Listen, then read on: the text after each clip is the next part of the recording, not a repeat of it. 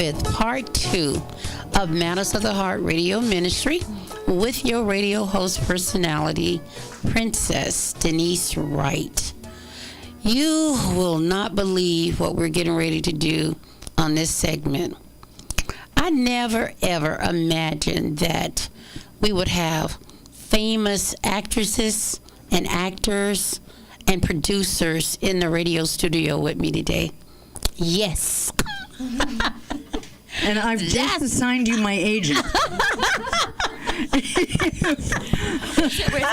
This is it's a lot of pressure. We're going to have to call in famous. I know. It's about to go down. We got it today. Oh, my gosh.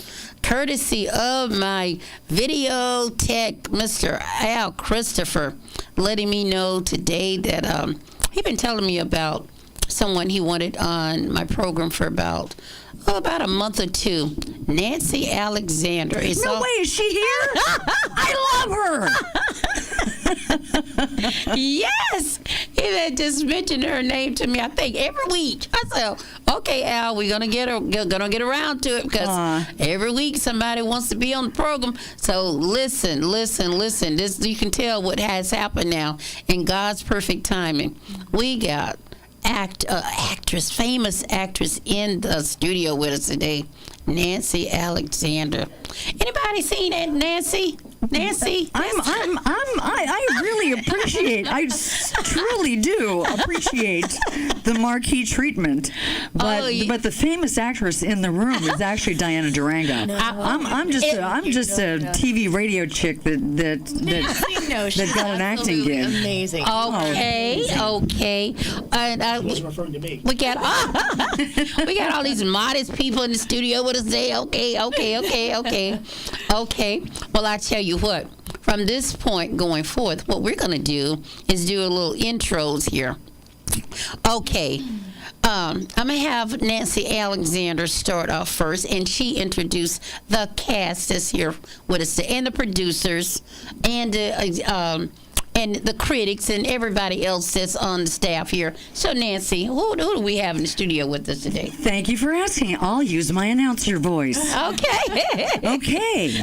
Denise, to my right, is the lovely and uniquely and limitless talented woman, actress, Diana Durango. Oh, I love the name. Yay! Isn't that a good name? Yes. And love to it. our left is much famed writer, if I have anything to say about it, and in fact right now I do. Indeed.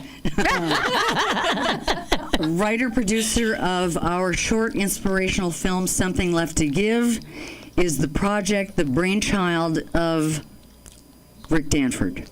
All right, Rick in the house. Oh, yes. I'm about to knock over my ear. Rick has actually done a number of projects, and Diana has an acting pedigree that's really very impressive. Thank you. All right. And Nancy is absolutely amazing. No. Knock it She off. came on set, and I'm like, okay, let's go, let's get. And I'm getting there, my eyes are welling up, and I'm like, Nancy, we haven't even started yet. What are we doing? It was intense. That's amazing. Rick went over, and Rick said, you're going to be able to work with Nancy Alexander. And I remember listening to Nancy, like, when I was younger, and I was like, I love that woman. And, I looked up to Nancy. She was, no. I would look up to her, and I was like, Rick, oh my God, to be able to work alongside her, that was a big deal for me. I've been hearing her name for kind of years. I just cannot believe, finally, in my presence today. I'm taller and brunette on the radio. Yes. Been hearing for years and years. Oh, my Lord. Wow. What a treat. What a blessing. Well, this movie actually has been a blessing. Rick, who has done a number of projects that have gotten a great deal of buzz. Rick is a very talented writer and director and producer. When he came to me and said that he had written a movie for me, I really didn't know what to do other than to say thank you and yes. I know it's a Christian show, but I said hell yes. Did you cry when you read that? I cried. I called him and I cried. Did you cry? I know you did. Yeah. Of course. Of course. It's a story, actually, that is very close to my own life. So, Really? Yes. Yes. Yes. The movie's Something Left to Give, and I can't tip our hand entirely. But it deals with two things with which I'm intimately familiar, that is depression and suicide. Myself, I deal with on a daily basis and have probably all my life. MDD, which is major depressive disorder, and anxiety disorder, which is why I'm a comic. A lot of funny people are in fact come from a place of sadness, and unfortunately, and I still have trouble saying this, but my sister took her own life 5 years ago. Okay. So in the interaction with Diana and Diana plays my daughter so beautifully. Oh my goodness. She's actually been nominated twice on the Christian film circuit for Best wonderful. Actress. Oh my goodness. That's great. Thank you. The way that personally, because I'm not a trained actor. I have done plenty of acting on radio and television, acting as though I'm having fun, even when my heart's aching. But I imagined that I was my sister, who's gone, at her own hand, talking to her daughter, who is my niece. So it was a scary place to go to emotionally, but to serve the character, I needed to do it, and to serve my sister's memory, which was really my motivating factor, and her surviving children. It was that.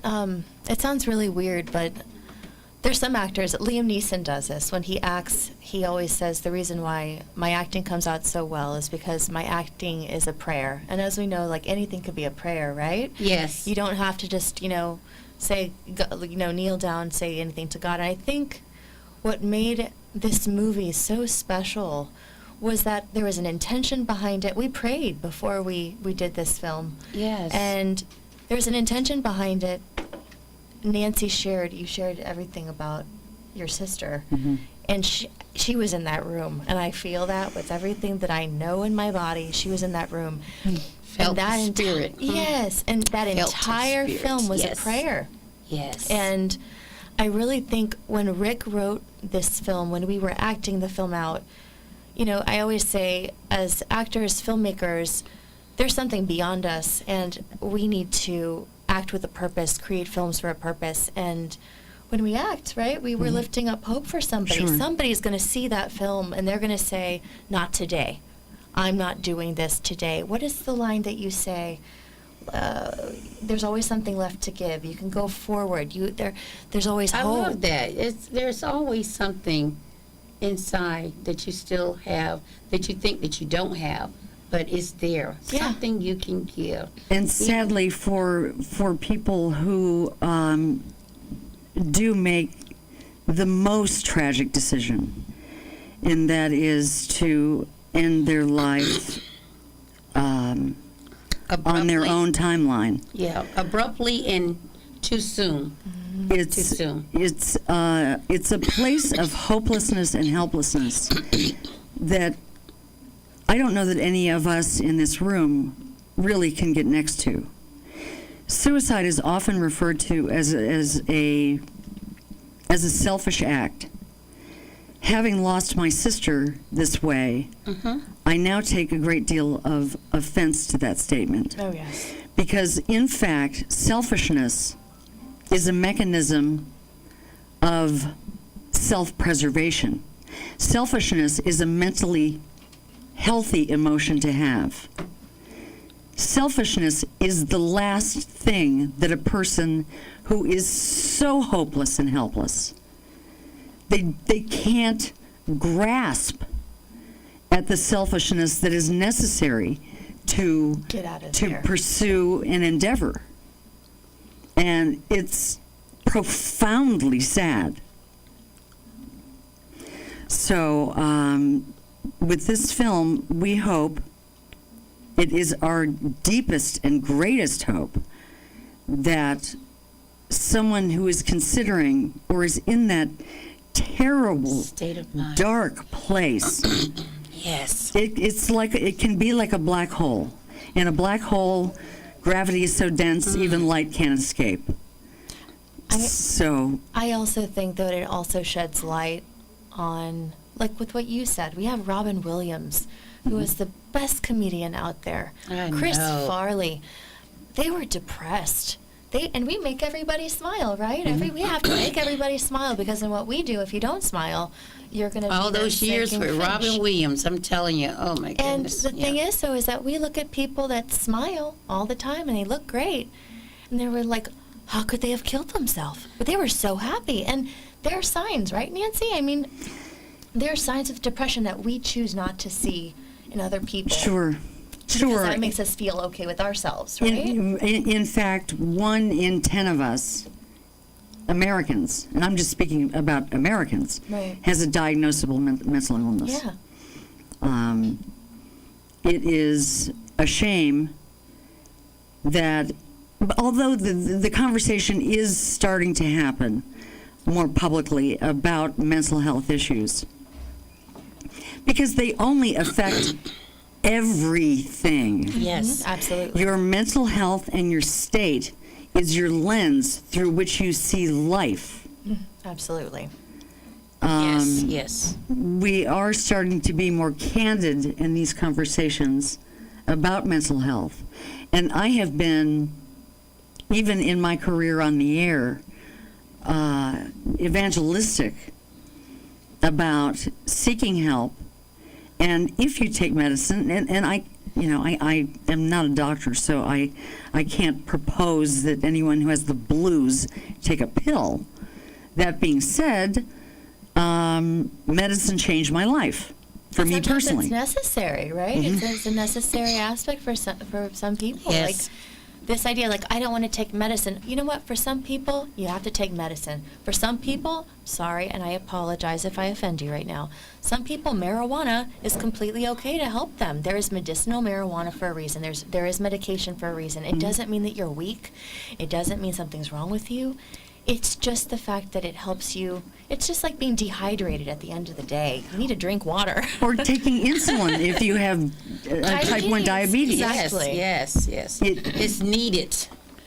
Well, for sure, definitely if you're diabetic. You need that shot of insulin or whatever you're taking, whatever pill or whatever. So for a lot of us that have this weird wiring, through no fault of our own, we have to pill up. And there are others that can manage through therapy. And I really wish that every single human had a free PhD on their team. Right. Because, it's just hard to be human. It's hard. And not only that, though, but I think there's a mental health issue, and then there are people that are triggering. I hate saying this. We have to become cognizant of our behaviors toward other people. We realize there's just meanness out there. There are people being bullied out there. Isn't that the truth? It's just ugly.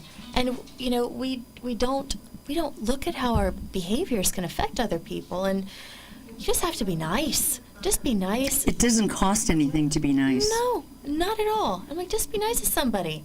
That one act of niceness can save somebody's life, can let somebody know, you know what, there's help out there. But that one act of meanness, that continuous act of meanness, can make somebody feel like, I don't have anything left. What am I going to do? And in fact, meanness is expensive. Yeah. I think it can turn your healthy pink innards gray. Yeah, absolutely. Exactly, just like that. Absolutely. Absolutely. It can literally get you sick. It can get you physically sick. Denise, I want to hug you. Well, you know what? And you know what? What? I want to tell you what makes me feel good. Like, can anybody tell me who is this good-looking guy to my left here? That's Rick Danford. That's Mr. Rick Danford. Why are you so quiet, Rick? And he is He's amazing. himself a very accomplished actor. Yeah. And I don't know why he's being so quiet and humble. Yes. This was great conversation. It was intense, and I was not going to interrupt for a second. You were not, huh? Thank you. Thank you for being a part of it. Rick, what yes. inspired you to write the script? Yes. Well, as far as getting you and Nancy together, it was at that Wonder Ride event when we were both there together. Yeah, And I I introduced you remember all, and you talked to me about Nancy, and I'm like, I have to develop a project to get them both together. And I wanted to work with Nancy, and I wanted to work with you as well. But with this here, I'm developing a feature film called Messages of Hope, which is a faith-based feature film. It's an Yes. anthology film, which means it has 3 different short films, and then they're going to be all tied together with a wraparound. So we did a film called The Lost a couple years ago. That's going to be the first part. Something Left to Give is the second short, and then we have another one called Soulmates that we're developing now, and then we'll film the wraparound to tie them all together. But with this particular film, I'm like Diana. I feel that we need more films that send a message, send a positive message, that tell people that it's not too late, that, this is your chance to, not everybody gets that second chance. Not Yes. everybody gets a chance for a do-over. So think before you leap, and it's not just you're hurting. I understand that depression, because I suffer from depression myself, and the suicidal thoughts and everything else, that's a very deep situation, and sometimes you feel like there's nothing left, but you also have to take into consideration of what you're leaving behind. The children, the family members and stuff that will never be the same, that you're going to affect for generations to come. And it's, and I think people need to be able to see the signs a little bit better. I don't think we do. I think you touched on that as well. And those signs are out there, even though some of the funniest people, like you said, Robin Williams and stuff, you would never think for a second. The guy from Lincoln Park who Oh killed my himself, gosh. Chester. his wife, Yes, said she didn't see the Yeah. signs. But I don't think she was. And he had 5 looking for children. signs. Yeah, 5 children. And I think that those signs are there, and you even say with a line in the movie that, when you talk about, you put on that happy face for the world to see. But you can see those signs if you look deep enough, if you're connected deep enough, you can see those signs. And I think these people need this attention and need to get the help that they need to be able to get past that and to be able to be there for the people that are going to affect the rest of their lives. But I also think that entertainment, and like this is like a new thing. I think that you've seen this, right? They have been stating that the Hollywood needs to shed light on what mental health looks like, because look at lesbians, right? With lesbians, like they were stereotyped. This is what a lesbian looks like, and all of a sudden it's grown. Like we have looked at lesbians and lesbians look like anybody. Mental health, we've stereotyped depression. We've stereotyped depression to look like Angelina Jolie or whoever on Girl Interrupted. Yes. Or One Flew Over the Cuckoo's Nest, and that's not mental health anymore. There's a large spectrum of what depression looks like, a large spectrum of what anxiety looks like. Very well put. And it could be very functional up to a point where it's becoming disruptive. And I think that is also, as Hollywood filmmakers and entertainment, it is our responsibility to teach, because people don't open up a book and say, oh, this is depression. They Right. go to the movies. They look at television shows. So it's our Exactly. responsibility to show them. Exactly. That was what you thought depression was, but this is what it can also look like, and then they're like, wow, like that's an eye-opener. And I think that's what this did. That she comes in with the character comes in, you don't know why she's there. She looks angry. I looked angry at you, like, You bye did. Felicia, what are you doing? Yeah. You don't know I why felt I'm like there. I was the board and your eyes were the darts. Yeah, I'm like, you didn't give me my check to go to Macy's today, Mom. Gee. Mwah. And then at the end, you're like, oh my God, that's really happening. Wait, that was depression? I think that was a big deal. And Yeah. Well, have you ever heard of it like being, people, did you said earlier, Nancy, that it's like a masquerade? Because the reason what I was going to say that is just like, I guess last year, Anthony Bourdain and Yes. Who Kate, is what was her name? Kate Spade. Anthony And- Bourdain was a huge loss for me personally. Yes, I idolize. Exactly. I still have trouble talking about him in past tense. You just Brilliant writer. Just so exciting to look at him, and just the connoisseur of good food, and just eating and fixing things, and just look like. And then you just would not think. I guess a few days after Kate, here he goes. And just, they were like within a week of each other. It's just like, oh my gosh, I don't think people saw the signs. It was really, all suicides are tragic. Anthony Bourdain, I don't know Kate Spade's story as well as his, but he had a number of demons that he fought with every waking moment. And he was forthcoming about them. I don't know if you've read any of his books. Just a brilliant writer. I think he did the best television, as good as television gets, is the product that Anthony Bourdain put out. But he struggled with feeling like an accidental tourist because he was so admired by real journalists, and I say that journalists in a capital J in a 72-point font. And he said, I'm just a cook. He didn't even elevate himself to saying, I'm a chef. I'm just a cook. So I think he struggled with feeling as though someone was going to tap him on the shoulder and say, Mr. Bourdain, we figured you out. You can go home now. He had imposter syndrome. Yeah. That's a huge thing. Okay. Right now. Yeah. Oh, my goodness. But we do have, I think, Al, do we have A clip? The trailer for the movie? Something Left to Give is the name of the short inspirational film that we're here to talk about. Written, produced, directed by Rick Danford. And it's been selected by the International Christian Film Festival. It's going to be playing there in May. And Diana Durango was nominated for Best Actress, and I was nominated for Best Screenplay. How about that? Yes. Great. And my house was voted Best Set because it's in the end of the movie. What was the little girl's name that played the younger daughter? Ava. Ava. What She a was wonderful. pumpkin she was. I know. She was cute. She That's was a cute. cutie That's patootie. cute. I went on to set and I said, you're going to see some things that might scare you. And I looked at her mom and I'm like, I'm so sorry. And she was like, okay. Ready for the clip? Yeah, I Ready? think we have the trailer. This is Something Left to Give by Rick Durango. Beautiful one. Actually, I'm here to see my mom. So good to see you. It's been a long time. I know, and not a day goes by that I don't regret the decision that I made.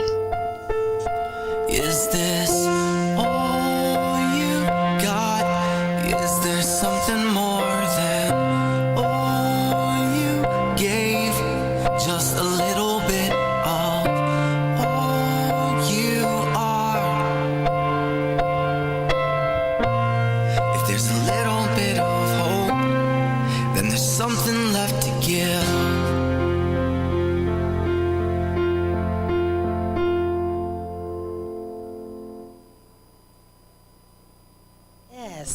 Yes.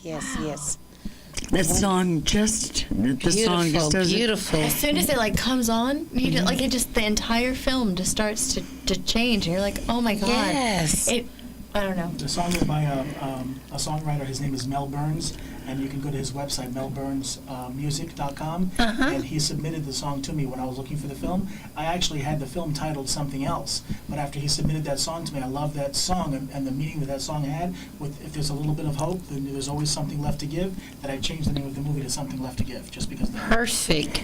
Donald, you're welcome to play it on your radio station in its entirety. It's really good. It actually It is is a beautiful. really beautiful, hopeful song. Nancy, if you make me cry, I'm telling you right now, girl. All the time she makes me cry. I'm always two clicks from a cry. And I took my meds this morning, so I don't have to remove the traffic cones that I set up around me if I don't take them. So I'm safe to be around. But That's wonderful. it's just very, very tender, and it's an impactful film. And Diana's performance when I heard her voice crack, Is it In making the its trailer. rounds to the Tampa Bay area or not yet, or what? It played at the Where is premiere it? that we had, premiere for the actual film itself, where we wanted the cast, crew, friends, and family, and everybody to go to. But right now, it's making its rounds in some film festivals.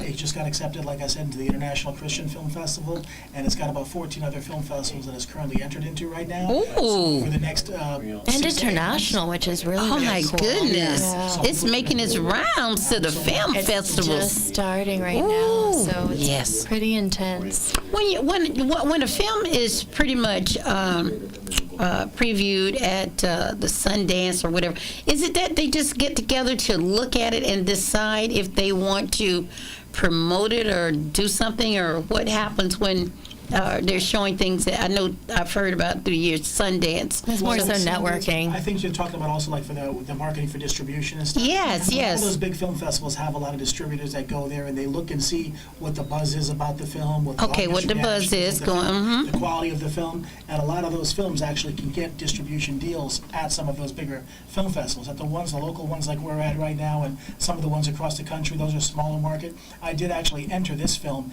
into 2 Oscar-nominated film festivals, which means that they would be up for a possible Oscar nomination. So, I figured roll the dice. You only live once. And the credentials for a film to be Oscar, not worthy, but I can't think of the word. I can't just to think of be the able word. to be on the It has to platform. be. It has to have been shown in a movie theater. Right. Correct. On a 4-wall, Yeah. like Okay. instead of a 4-wall.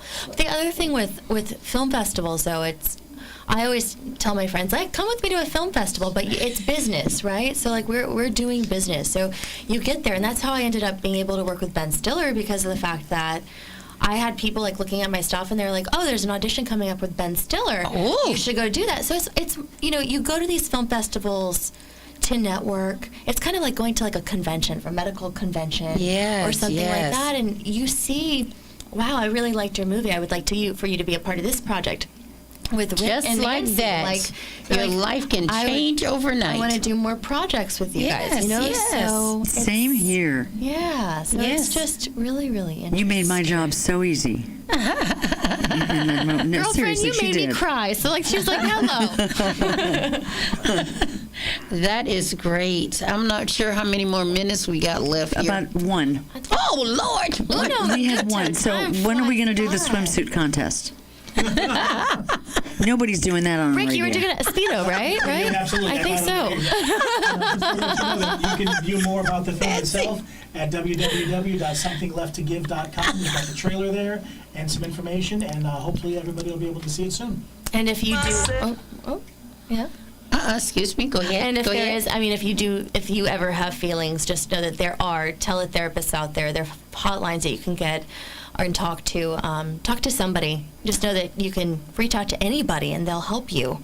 Or call me. Yes. I'll listen. Call Nancy. I mean that. She bakes cookies. Ooh, Lord. I'll come I over to guess- bake cookies too. And I Oh, guess you didn't. sister, I can slice them up out of that wrapper like nobody's business. And I'm going to assume she didn't bring any today to the studio. Is that right? Nancy? I have them. They're just in me. Thank you so much for having us. Like, really and truly. Denise, God thank you. bless It's been a pleasure. Yes. Oh, Lord. In closing, oh, Lord, today, Diana, Nancy, Ben, oh, my gosh, what amazing cast I had here today for all that they do and all that they're getting ready to do and all that is going to open up for them this year in 2019, because I am believing the best is yet to come. Praise God. You got I Thank always you. feel that way, and That's- God bless you for saying so. That's Thank right. you. It's because that's the way I feel about everything that I do. It was easy for me to say. I say it every week, every day. So like tell everybody on the prayer line and everything. Yes, the best is yet to come in 2019. So I get to take her home with me, right? You get to come Absolutely. home with me? That was the deal I was yes, told. yes. Yay. So with that being said, we want to thank my radio listening audience today for Indeed. tuning in to this broadcast. And we know that all of you were listening, local, national. I always like to say, and international, all the way down into Jamaica. Is that right, Donald? Yes. All right. So, yes. Holla. Well, that means I love to say that. I love to say that at the end all the time. So it's great. So it's been great. And until we come back before you again with another broadcast of Matters of the Heart Radio Ministry with your radio host personality, Princess Denise Wright. Have a good day. Have a good weekend. Thank you. Hope you're enjoying Matters of the Heart Radio Ministry featuring the Princess. The best kept secret in Midtown to serve you better, a complete burial package, $7,280, including the cemetery. Complete funeral package, $5,761, no cemetery. And the direct cremation package, $995. Feel free to give us a call or come by and visit us. We are Creole Funeral and Cremation, 1940 7th Avenue South, St. Petersburg, 727-896-2602. Owners, Yushanda Thomas, her daughters, Hydea and Lacondia, and Mr. George Woody, Funeral Director. Let our family take care of your family.